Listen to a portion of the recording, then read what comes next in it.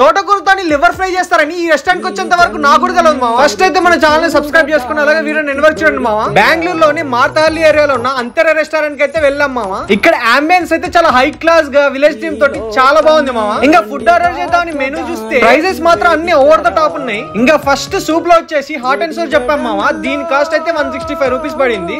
ఇంకా టేస్ట్ అయితే పర్లేదు మామ, బానే అనిపించింది. నెక్స్ట్ స్టార్టర్ లో వచ్చేసి వెజ్ తోటకూర లివర్ ఫ్రై అయితే చెప్పాం మామ. ఇదైతే ఫస్ట్ టైం ట్రై చేసాం మామ, ప్యూర్ వెజ్. దీని కాస్ట్ వచ్చేసరికి 355 రూపీస్ వేసారు. ఇంకా టేస్ట్ అయితే చాలా బాగుంది మామ, ఎక్సలెంట్ అనిపించింది. ఇంకా నెక్స్ట్ బాంగ్లా పన్నీర్ అయితే ఆర్డర్ చేసాం మామ. ఇదైతే పొటాటో చిప్స్ మధ్యలో ఫ్రై చేసి తీసుకొచ్చారు, భలే అనిపించింది ప్రెజెంటేషన్. కాస్ట్ వచ్చేసరికి 375 రూపీస్ పడింది మామ.